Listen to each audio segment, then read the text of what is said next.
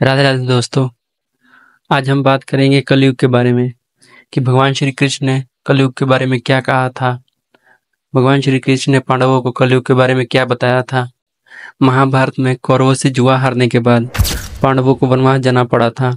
वनवास जाने से पहले पांडवों ने भगवान श्री कृष्ण से कलयुग के बारे में पूछा था। पांडवों ने श्री कृष्ण से कहा कि द्वापर युग का अंत होने वाला है और कलयुग का आरंभ होने वाला है। तो उन्होंने भगवान श्री कृष्ण से पूछा कि कलयुग में कैसे लोग होंगे, उनकी प्रवृत्ति कैसी होगी। तब भगवान श्री कृष्ण ने पांडवों को कहा कि तुम जंगल में जाओ और तुम्हें जो भी दिखे वो मुझे आके बताओ, तब मैं उसके आधार पर बताऊंगा कि कलयुग में क्या होगा। पांचों पांडव अलग अलग दिशा में जंगल में गए और भ्रमण करने लगे।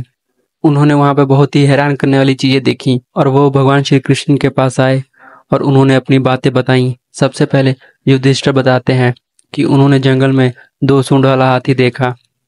इस पे भगवान श्री कृष्ण कहते हैं कि कलयुग में 2 मुखी लोगों का राज्य होगा, जो कहेंगे कुछ और करेंगे कुछ। ऐसे लोगों के मन में कुछ और होगा और कर्म में कुछ और। अर्जुन ने श्री कृष्ण को बताया कि उन्होंने जंगल में एक ऐसा पक्षी देखा जिसके पंख पे वेदों की बातें और मंत्र लिखे हुए थे और वो मुर्दों को खा रहा था।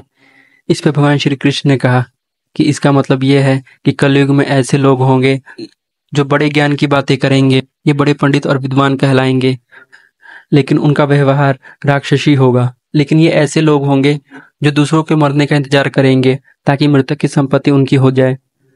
उनकी नजर हमेशा दूसरों के धन और पद पर ही रहेगी।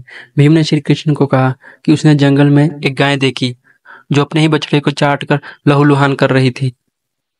इस पे भगवान श्री कृष्ण ने कहा कि कलयुग में ऐसे मनुष्य होंगे जो अपने बच्चों को इतना प्यार करेंगे कि उन बच्चों को अपने विकास का अवसर ही नहीं मिलेगा और मोह माया के कारण ही उनका घर बर्बाद हो जाएगा। भीम के बाद सहदेव ने भगवान श्री कृष्ण से कहा कि उसने जंगल में 5-7 कुएं देखे जिनके बीच में एक कुआं बिल्कुल ही खाली था। तब भगवान श्री कृष्ण ने कहा कि कलयुग में ऐसे लोग होंगे जो अपने बेटे बेटियों की शादी में बहुत धन खर्चा करेंगे, मदिरा पिएंगे, जश्न करेंगे, लेकिन गरीब लोगों की सहायता करने में उनकी कोई दिलचस्पी नहीं होगी।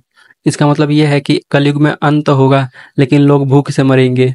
नकुल ने भगवान श्री कृष्ण ने कहा कि उसने जंगल में चट्टान को लुढ़कते हुए देखा जिसे पेड़ के तने और चट्टानें भी रोक नहीं पा रही थी, लेकिन एक छोटे से पौधे से टकराते ही वो रुक गया। इस पर भगवान श्री कृष्ण ने कहा कि कलयुग में मनुष्यों का जीवन धन और कामयाबी से नहीं रुकेगा, बल्कि भगवान की भक्ति और उनका नाम लेने से सफल होगा।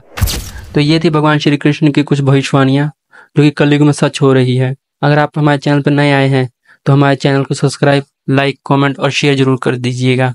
धन्यवाद।